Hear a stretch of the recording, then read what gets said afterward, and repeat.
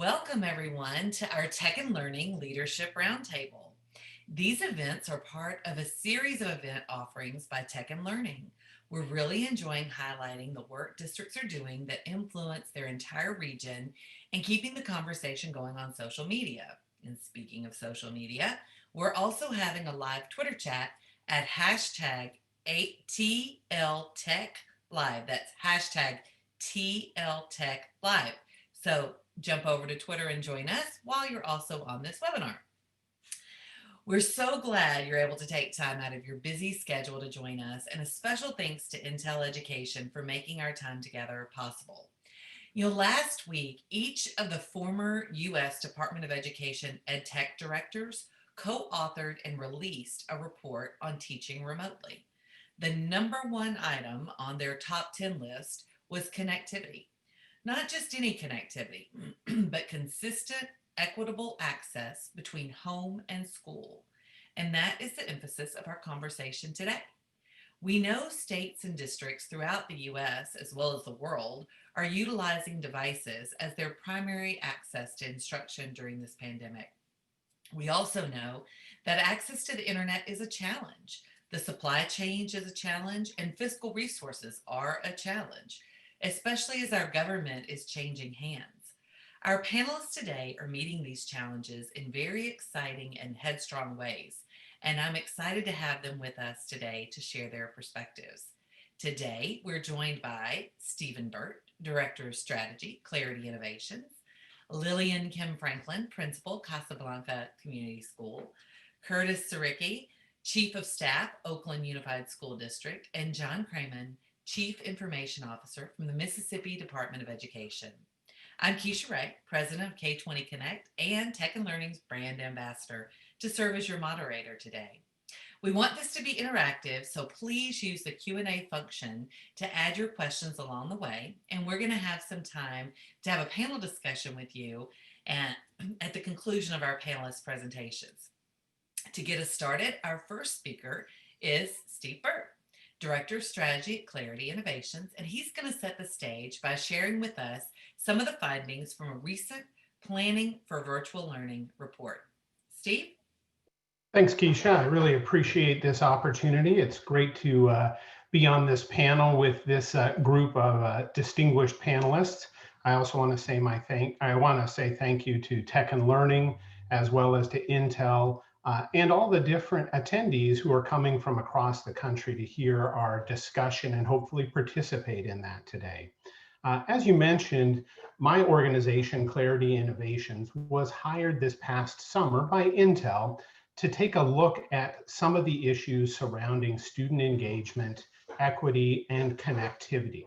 The result of that work was the publication of what you can see hopefully on the right side of your screen, an approximately 30-page long report called Planning for Virtual Learning.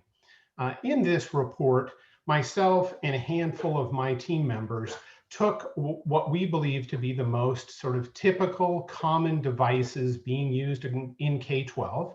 Those include Windows-based devices, of course, Chromebooks, and an Apple iPad. And we put them through some test scenarios that authentically represented what we are both hearing and seeing being done in classrooms, meaning what teachers were beginning to do April, May, and June as we shifted to remote learning, as well as what we were talking about or talking with school districts who were, say, starting up in August, as well as planning for the fall. In putting together these scenarios, we used examples from elementary, middle, high school, and educators, what we call learning scenarios, as a means by which to look at very typical applications. This is everything from Google Classroom as a learning management system to typical kind of web applications and browser extensions, as well as native applications like, say, PowerPoint, Office products, as well as Adobe Creative Services. We felt this was representative of, first and foremost, how authentic or genuine educators really want to be able to use this technology. Then, of course, what we did was started to layer on the big question, and that is, what does this look like for students and for educators when either students have limited internet connectivity or no persistent internet connection at all. And of course, I think all of us have seen in the past, gosh, I hate to say 9 months, 10 months now, that this issue is one, this broad issue of, let's just call it the pandemic digital divide, is one that maybe wasn't first and foremost or in the forefront of people's minds, but more and more has become so as we really begin to realize there are all kinds of different members of our student population who have connectivity issues. Some of those are fairly obvious. It's students who live in either very remote or rural areas where high-speed broadband hasn't managed to reach at this point. Obviously, there are cost issues with students from lower socioeconomic status, so they can't afford a high-speed connection. But then there's also huge populations of students across the country who simply don't, what's the best way to phrase it? I think it's, they don't kind of live a typical lifestyle where you think they go from school to home and they have connectivity at home. Meaning there are times when potentially they're going to stay with relatives. Unfortunately, there's a huge population of homeless students, so they don't go to the same home every day. Of course, maybe they're living out of a car or don't know where they're going to be. There are populations of students who are maybe in foster situations where this issue of connectivity is really first and foremost in their mind. So over the summer, my team spent about 6 weeks looking at these types of scenarios and from really that device implementation perspective. The results of our testing point out these key findings, and I'll provide just a little color commentary to those. Perhaps some of these seem obvious, but without surprise, we saw there are lots of common applications that really have very limited functionality when not online. This can be everything from trouble logging in and syncing up to saving and submitting papers. All of the platforms we looked at, Windows, Chromebooks, and iPads, all required connectivity on the first use, meaning the kinds of things that typically an IT department handles where they're setting things up. Third, device storage. Although it may seem like device storage, whether it's 32 gigabytes, 128, 256, is somewhat of a non-issue nowadays because of things like what Google Drive or Office OneDrive has enabled. Of course, that becomes a really big issue when you're talking about students having to sync up data, whether it's activities, worksheets, downloading videos, etc. Offline learning management system access, it's limited. Some solutions we looked at, such as Canvas, offered a lot of capabilities, but it's certainly not as robust as when they're online. From a lot of the publishers we looked at, many of their offerings are what we characterized as flat. They're non-interactive PDFs that students can either maybe download. Many school districts, of course, have printed out packets of PDFs for students to complete. Next, Adobe Flash, even though it's officially ending its life early next year, is still present in many education applications. The Chrome browser will no longer support Flash, so that makes it challenging for Chromebooks. iPads and the iOS system never have supported Flash. Google Drive, although it does have some offline capabilities, we phrased it as problematic. It's challenging for students to use and to set up correctly. And then finally, submitting content is a real challenge. There's not a great technical solution if students don't have connectivity. So some of the other options could include a micro or SD hard drive plugged into the device where students could move files to. Of course, they can try to go to locations where there is connectivity, but this really has become more and more challenging over time. All in all, we didn't feel that there were, impossible situations that students are facing because of some of these situations that they find themselves in. But really what we've seen is that some preparation and forethought, essentially planning for what this is going to look like, is really going to help resolve or mediate a lot of these issues down the line. To show you a little bit more, I'm going to toggle over and take a look at this white paper. You can see in the lower right-hand corner of your screen, I've got a link which will take you to this copy of the paper. I'll toggle back over to it before I'm done, just so you can jot this down, but it's bit.ly or bit.ly/K12PFVL. When you go there, you'll be taken to a copy of this paper that we put together. I'll just scroll through it and talk over a little bit what we see or what we found in our results. First and foremost, we tried to look at very typical digital learning tasks, things like creating diagrams, of course, video conferencing using things like Google Hangouts, Zoom, Microsoft Teams, editing photos with an application, taking a screenshot. And of course, what we saw, and you can see this in the bar chart in the lower right-hand corner, is that Windows-based devices, PCs and notebooks, were able to complete just over 80% of the different tasks that we outlined in this report. Chromebooks right at the halfway point, and iPads a little bit less. One point I want to call out is this quote at the top of the page. This data is from about three years ago, or maybe 4 now, in 2017. It was a study done, I think, out of Michigan State University, noting that students who don't have home internet access tend to spend more time on their homework, have lower grade point averages, and have weaker digital skills, even after controlling for socioeconomic factors that potentially influence academic performance. We took this as really a bit of a starting point, if you will, to look at some of those background conditions and the data we've already seen, and then extrapolating to what that's going to look like in the case of remote learning. I already covered a lot of these key findings, but on the right-hand side, I know it's hard to see. I'd, of course, encourage you to download the report. You can see some of the data we pulled out from this, including, if you buy a very typical Windows device that's used in K-12, it may come with 128 gigabytes of storage. What we found in our testing, which was done, in our offices in a relatively controlled conditions, is that particular device over 40 gigabytes, so roughly a third of the storage, was used by not just the operating system, but other pre-installed applications, etc. Similarly, the Chromebook used a little less than half of its storage, 14, not quite 15 gigs of the 32. And those leave significantly less. The iPad, as you can see, was a little more efficient compared to the Chromebook, only using about 7 gigabytes of the 32 gig storage.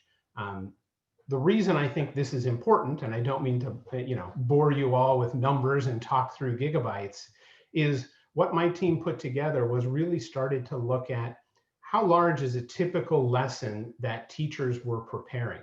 This might include a couple of PDF worksheets, typically not that big. Maybe if there's a photo, they might be a few megabytes in size. Maybe a link to download a video, because remember, it's not easy in this situation to send a link to Vimeo or inside the learning management system. It has to be downloadable.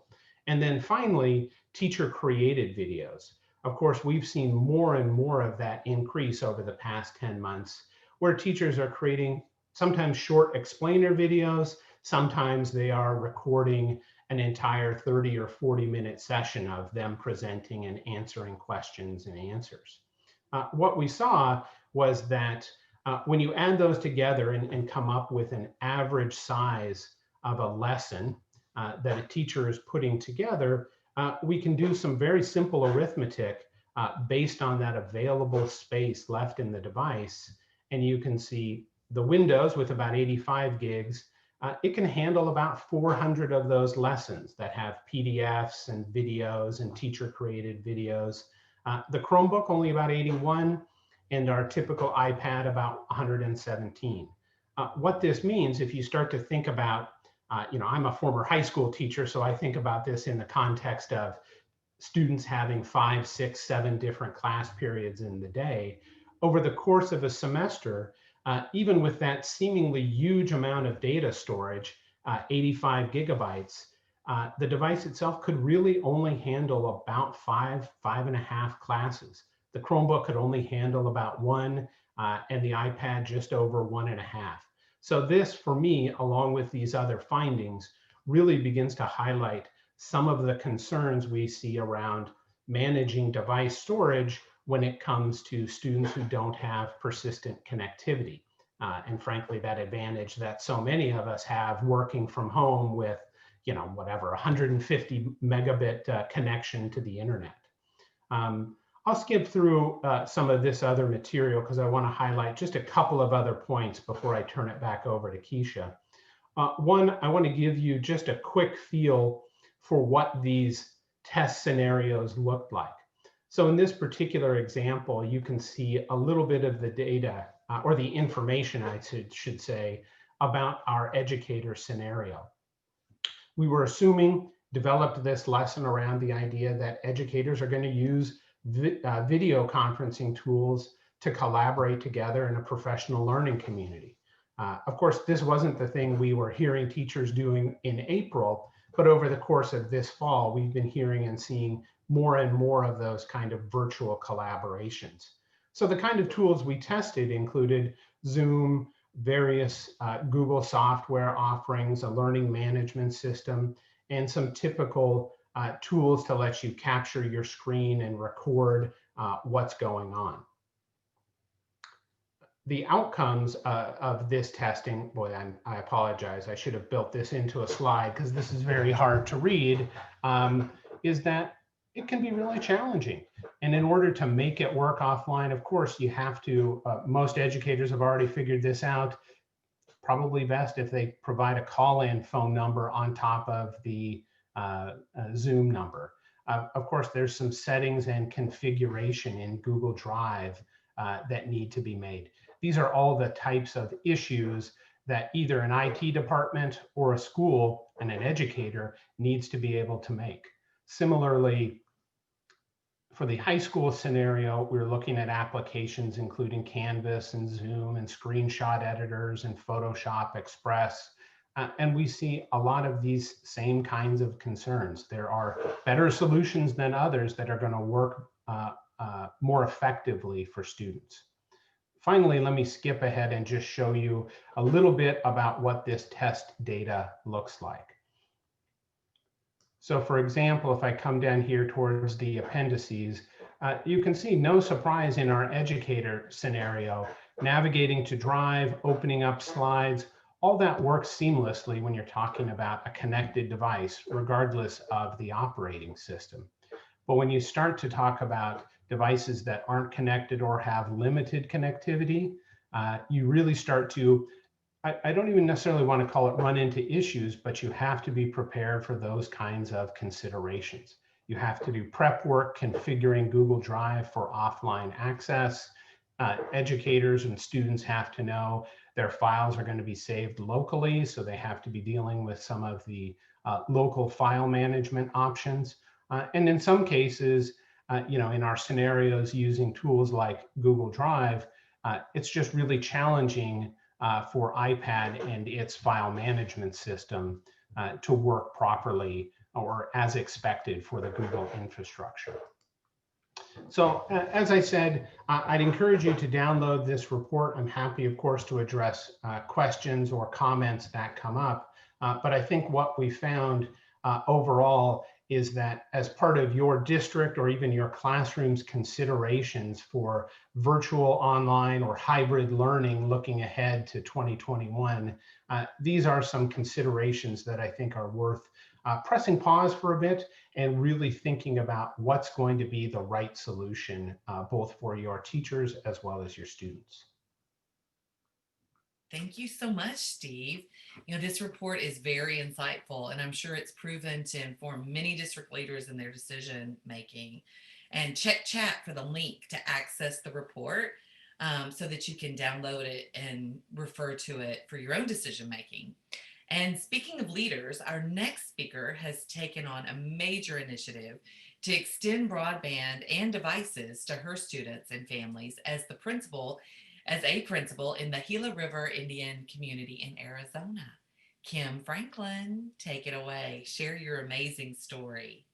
Well, thank you all so much. And it's such a privilege to be able to be here and to be with colleagues like yourselves today.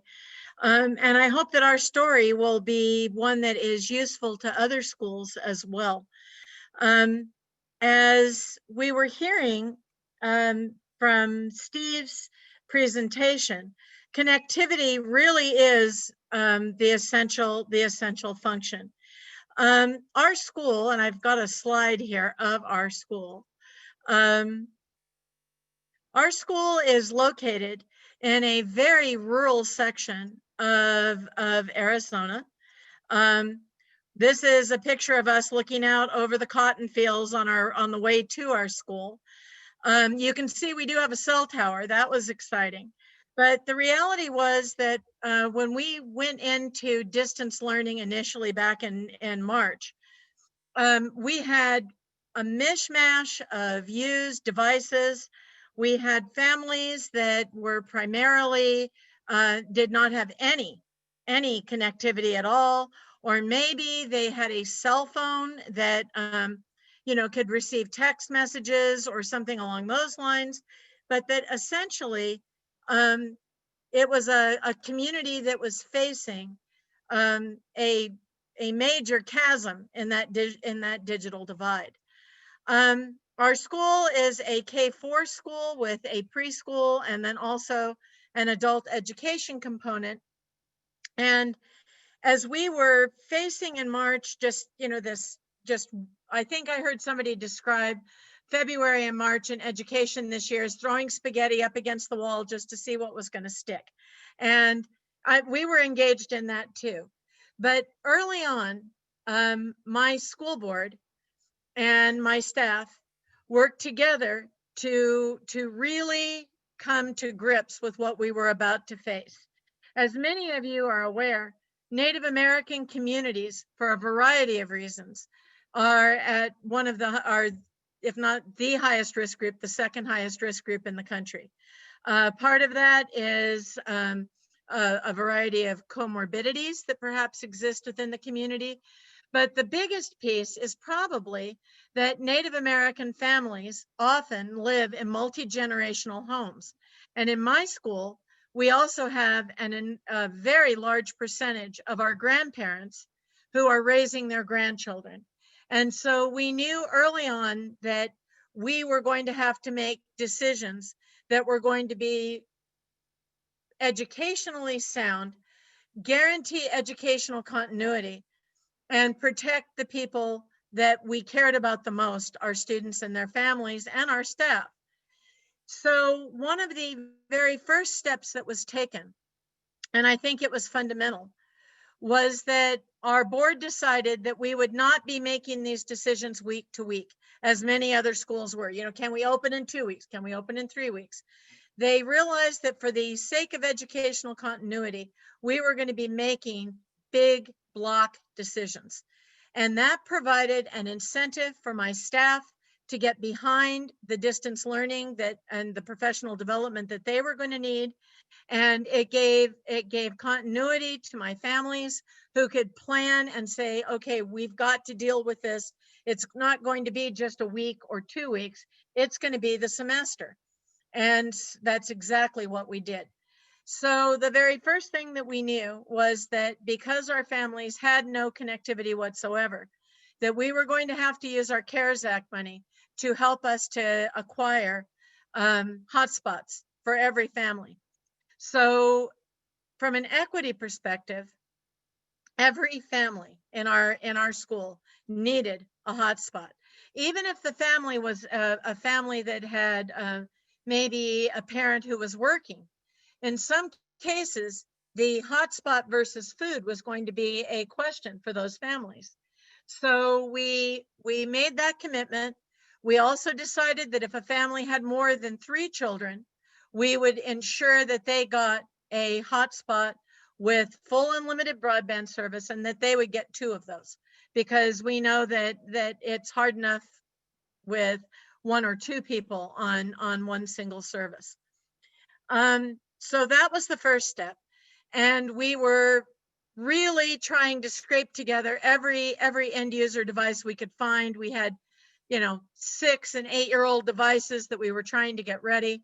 And during that time, we applied for the Creating Learning Connections grant through First Book, Intel, CDWG, and Lego.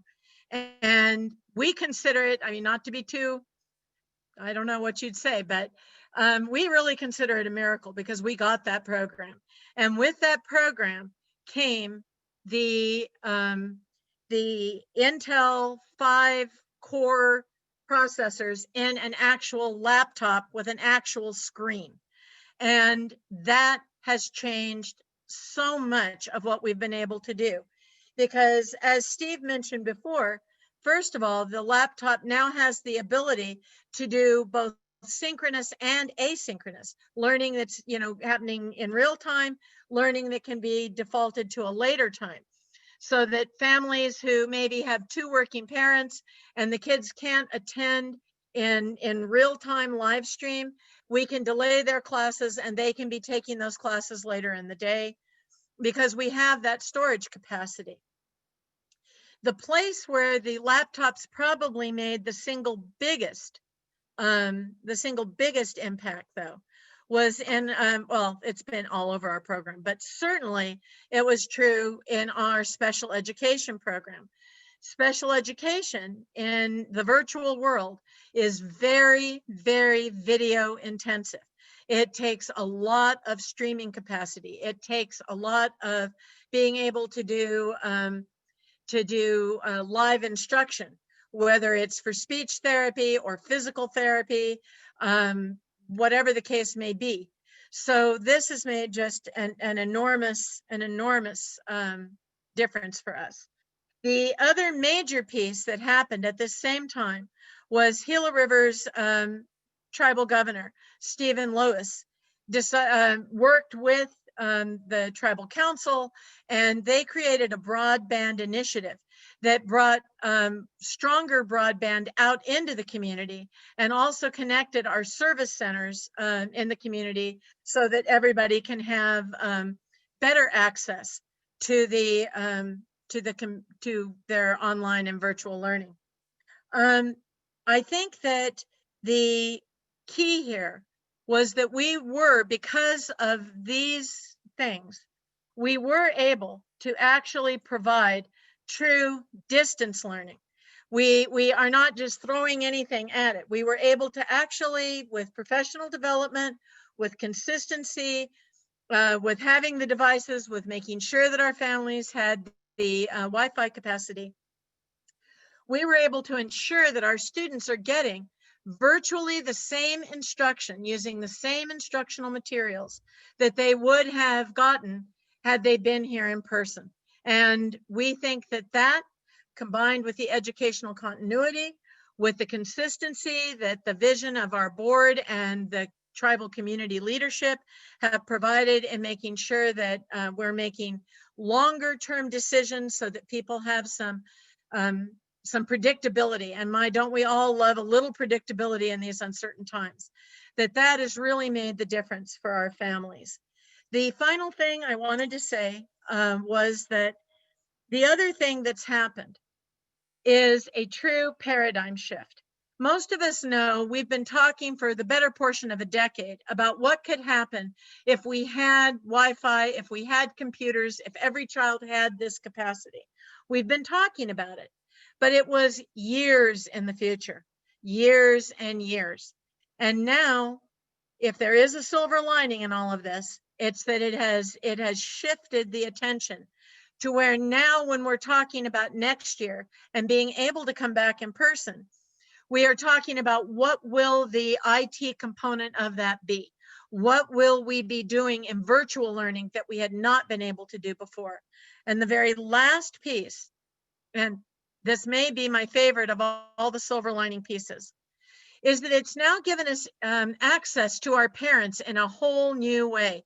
Parents are now being able to see what's going on in our classrooms in a very intimate and real way, where they can now discuss educational aspects of our rooms that we've never been able to talk to families about before, because they're sitting in the classrooms.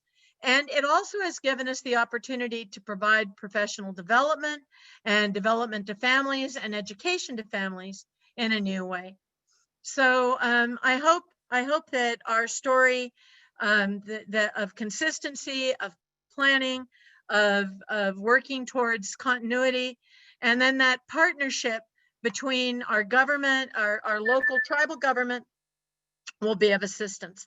Thank you so much, and I'd be happy to answer any questions later. Oh, thank you so much, Kim. And we do have a question that's come in, and we're going to save it until our Q&A portion, but it's a good one.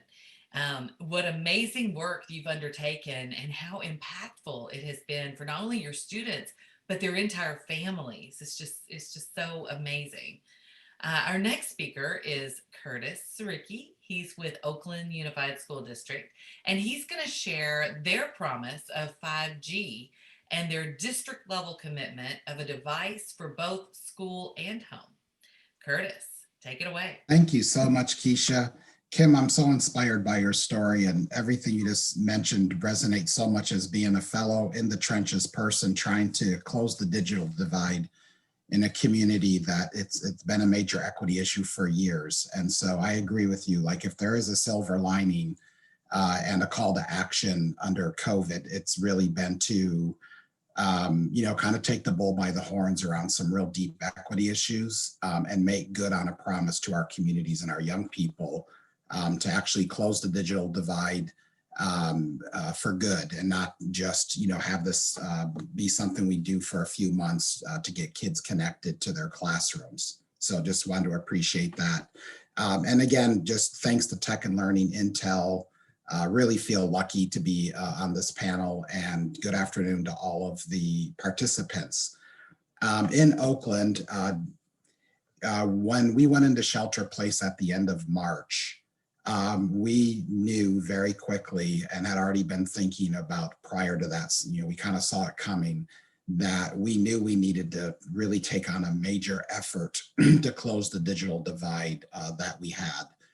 In our schools, we were, for the most part, 2-to-1, 2 students to every device. We had some schools that were 1-to-1, but the real issue, of course, was the connectivity at home.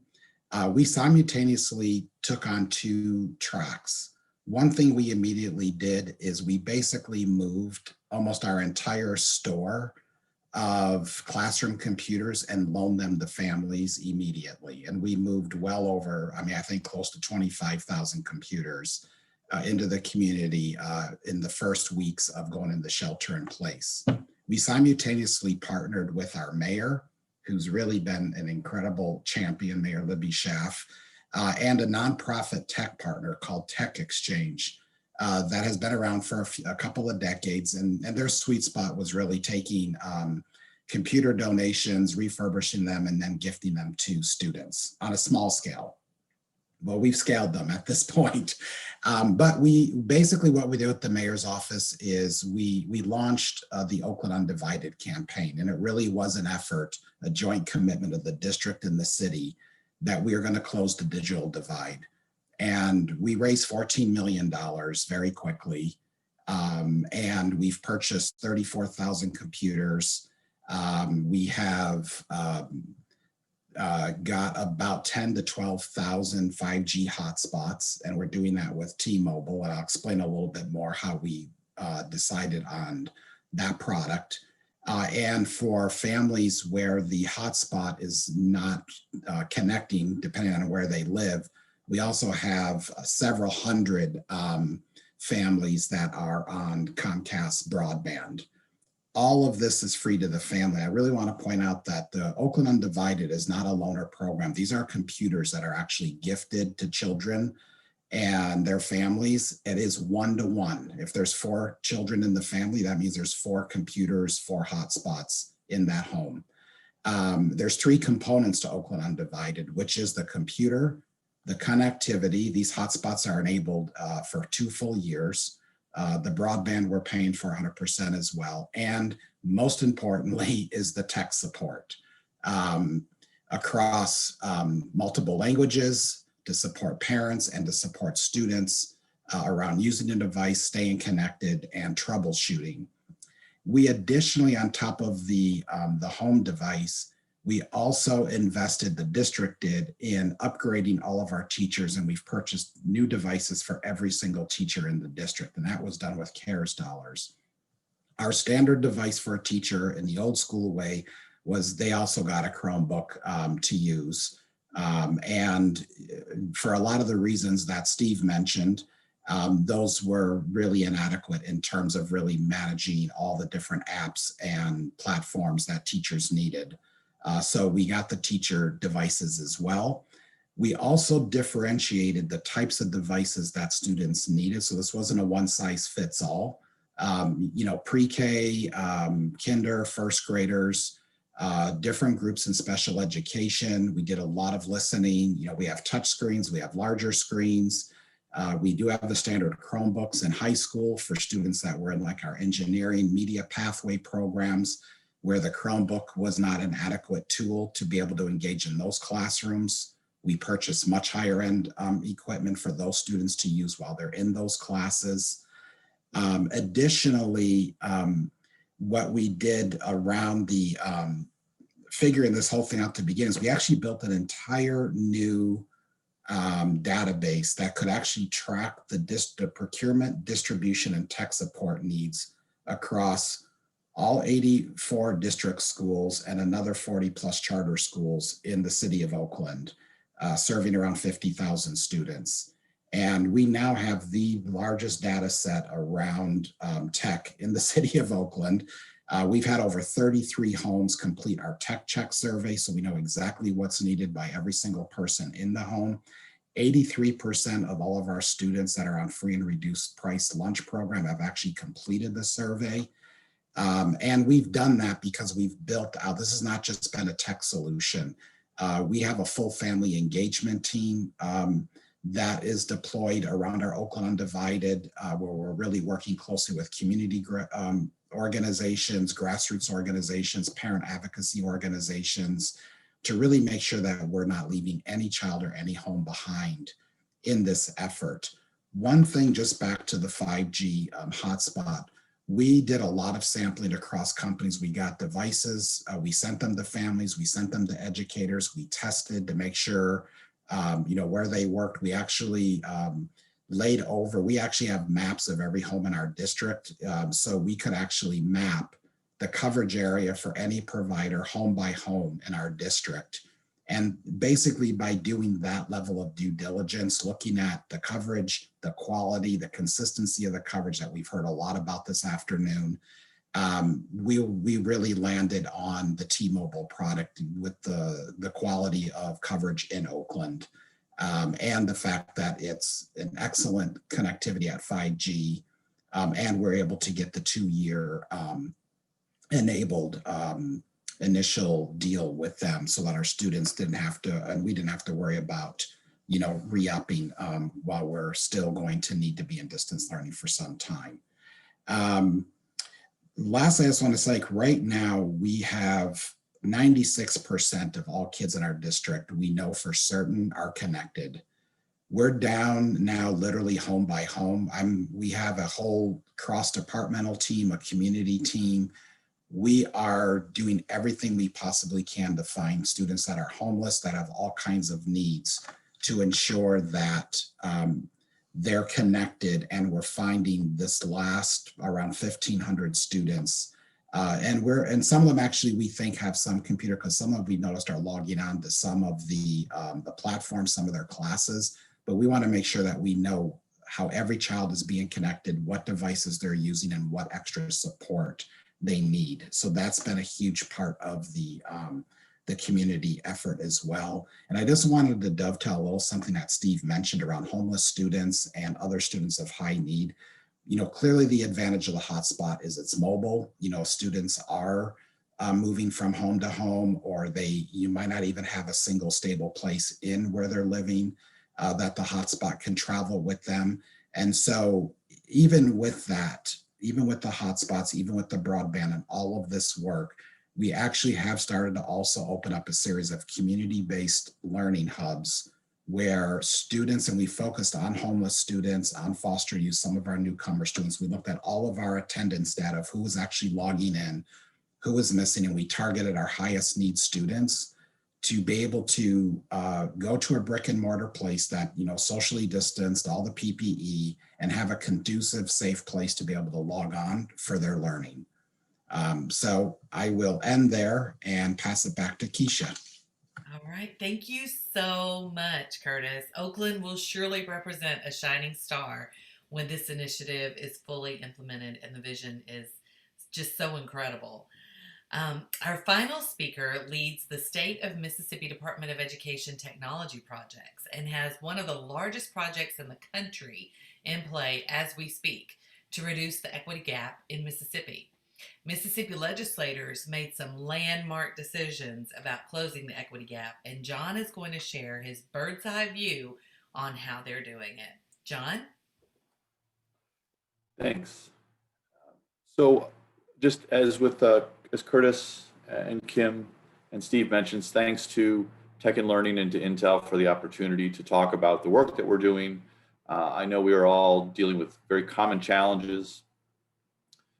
There's a lot of interesting points that were both common to Kim and Curtis, but also in their stories there are differences. And from a state's perspective, we had to think about what that would look like across 150 different districts, all of which had some version and even some unique challenges that we heard in the previous two remarks. I'm not sure if you all can see my slides. Could you all confirm for me? Keisha, can you see the slides? No. I can't see on my screen. Not. Now we That- can. Thank you. Okay. John. All right, thanks. So we began the question of equity in digital learning back in March. March 14th was when the governor declared a state of emergency here in Mississippi. And we began to think about, from a state education agency perspective, what it meant to see an equitable resolution of the challenges that were immediately in front of us for all districts, with each district coming at the challenges from a different starting place, as well as I mentioned before, some unique challenges. We wanted to help all kids, but knew that each district was at a different place with different needs, but all trying to drive towards a common goal. We really did want to make sure that everybody had a sufficient foundation established in the state. And so what we ended up doing beginning in mid-March was to approach the question of how would we advise a district to begin to think about and to assess their current status, to assess what their challenges were, to see where they had strengths to build on and where they had gaps that they needed to close. And so we developed a guidance document that we released in April, and the link is in the slide. And the foundation, or the core idea of this guidance document, is the idea that we wanted to start with needs that were most immediate and begin to build on that, that there was a hierarchy here, both in terms of scope and sequence and how we approach the problem. Where we are today is we've begun entering into phase 2 here. We've gotten our building blocks in place, which I'll talk about in a minute. And we've put some of those pieces together with the districts and with some of our partners that we've collaborated with. But we really, in the long range, wanted to think about over the next several years how to build a digital learning environment that was maximizing the opportunity that we saw here, thinking about not just the device, but really thinking about education. For us, connecting Mississippi, or Mississippi Connects, was not about connecting students to the internet, though obviously that's a big important piece of it, but rather we were really focused on what does it mean to effectively, efficiently, successfully link teachers to students, students to their classroom, to their classmates, to instruction, and really was the human element that was most essential here, where learning really takes place in the relationship between the teacher and the students. And so we thought about not just what did connectivity need to look like, what were the device needs, but most importantly, how did we make sure that the human connection was there? And then what opportunities does this foundation create for us in the long run as we move towards learning and studying about what it is that we've accomplished at the district level and across the state, but more importantly, what really opportunities did that create and where innovation could take hold. So the hierarchy of needs really was this core idea we started with back, and this was released in late April. So as Keisha mentioned a moment ago, there were two pieces of landmark legislation that were passed on July 9th. That was exactly 5 months ago today. And leaders took the opportunity to leverage dollars that were available that could have been applied really to anything in the state related to COVID, but they directed a good chunk of these dollars to help support education, both at the K-12 level and at higher ed. So specifically within the K-12 space, there was $150 million allocated for devices and services, including professional development and security and so forth, learning management systems, and it required that the districts contribute a 20% match to that at least. In addition, there was another $50 million specifically for the connectivity challenges in Mississippi. There was an additional $75 million that was a one-to-one match program with the telcos to help build out broadband across the state. Jumping ahead in the story a little bit, it's worth pointing out that the districts went well beyond the 20% match, largely dipping into ESSER's dollars and local funds. And to date, we've seen $63 million invested in digital learning across the districts. So 5 months later, from the passage of the legislation, where are we? We have delivered in the state 290,000 devices to students across the state, to students and teachers. And that really makes up nearly 3/4 of that, with the rest provided already with existing devices. So we have about 460,000 students, and then about 30,000 teachers, about 500,000 total. So rather, we've gotten about 60% of those needs met, in addition to devices that already existed. So we've achieved one-to-one in about 5 months. So, it wasn't just really devices delivered in boxes to schools. These devices were fully loaded with content filtering and mobile device management, enabling the schools to be able to manage these devices remotely and push software and other updates out to students over the internet, or have students come to school and to make the connections to the internet through local connections at the buildings. One of the big challenges we had to deal with was, of course, is striking a balance between what we could achieve together and what independence was necessary to keep students and teachers in the districts building off what they already had, leveraging what was already in place, and also moving forward with ideas that they themselves had to try and achieve digital learning for all their kids. So with the devices delivered, and we are now in the process of doing the reimbursement on that, which closes next week, we've also been moving forward with thinking about the next step up the hierarchy of needs towards professional development and training, as well as starting to lay the tracks for looking into digital content and thinking about research, evaluation, innovation, and also long-term sustainability, including fundraising for what we need to do to keep this all work going forward. The funds we have are really intended to get us through June of 2023, and we've just gotten through the first few months of this, and now we're really pivoting towards what phase 2 and beyond starts to look like for our state. There's a lot of work that went on locally, a lot of work with our partners, and a lot of work with the Department of Education to achieve this on such an aggressive timeline. And to think back that we went from opportunity being created by the legislature to planning, procurement, contracting, ordering, and delivering deployment of devices, all of that unfolded in about 5 months, or exactly 5 months. So looking at the big picture from a sort of broader perspective, and thinking about from a communication, to think about from whether we're achieving equity or not, to thinking about whether or not we are really leveraging the investment that we have received from the legislature and the work that's going on.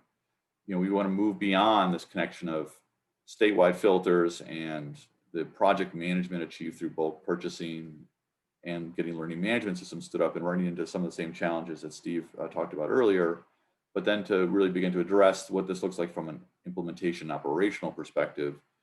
We are working right now to stand up professional development, including coaches for digital learning and support for the engineering side, the tech support from the district level, to make sure that these devices and networks and connectivity can all stay operational. We do have ongoing break fix and technical support from the state level on the devices, and all the devices are fully insured, and extended warranties are in place for all these devices so that no incidences around accidents, lost, or theft, or other damage will result in students not learning or teachers not teaching.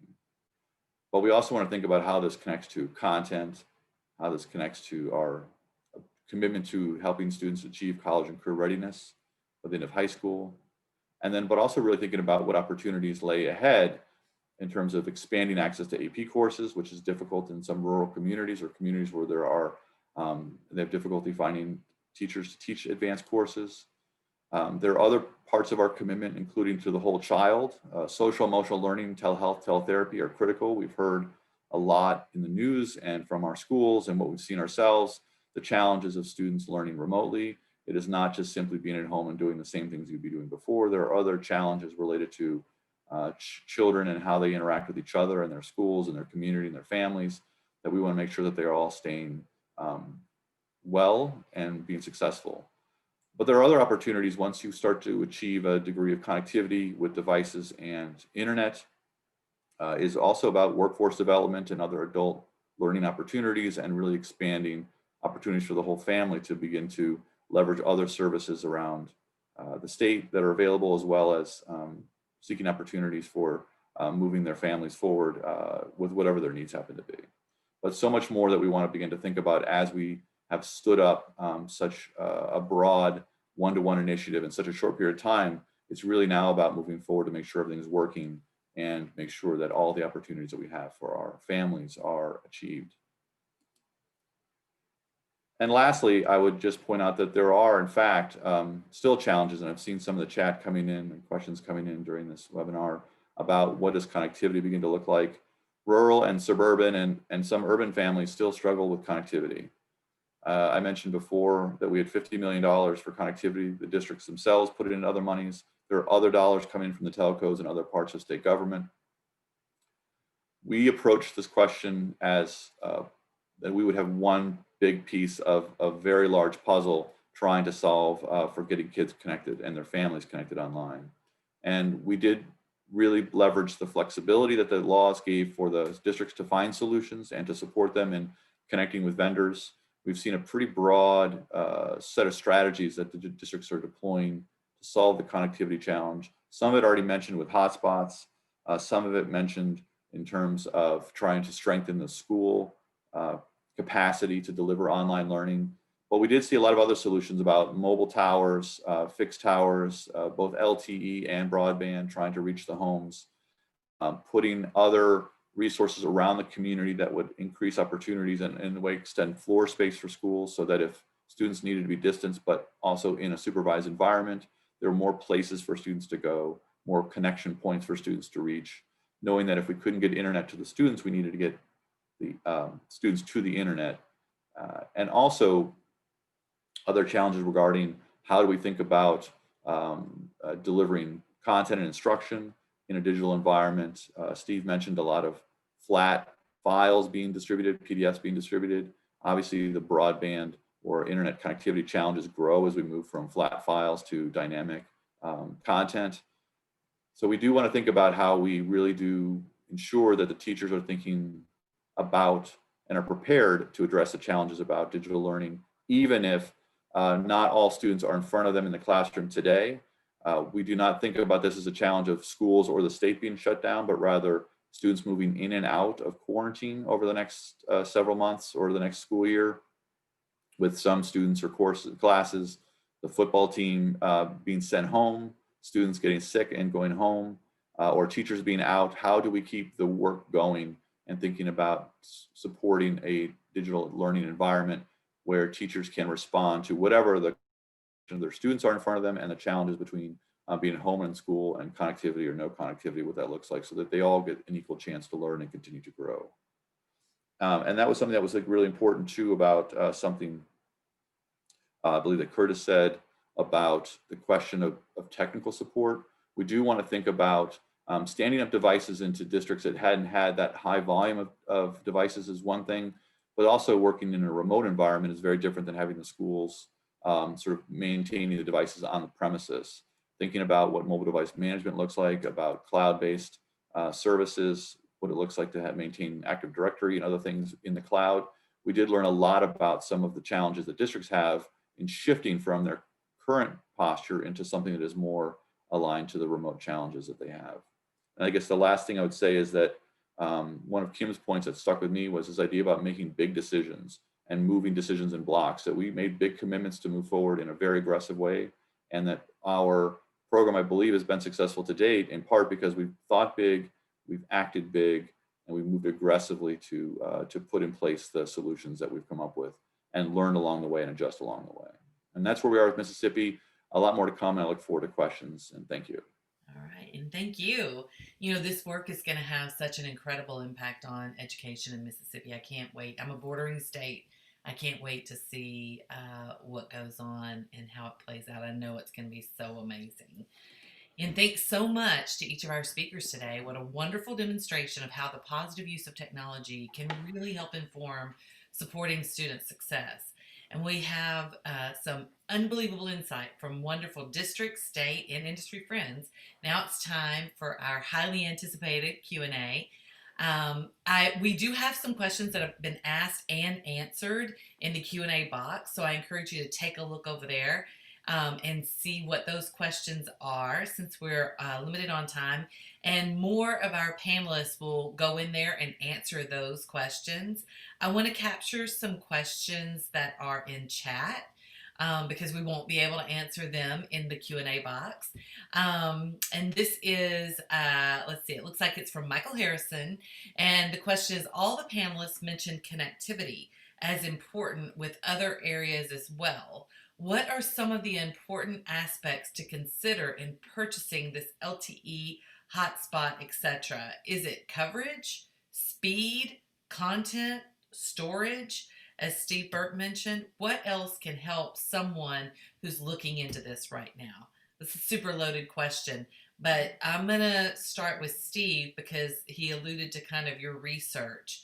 And then let's see who wants to take it after Steve gets it started. Sure thing. Thanks, Keisha. Thanks for giving me the loaded question. You're welcome. I certainly think that the key piece when selecting device certainly starts with operating system selection.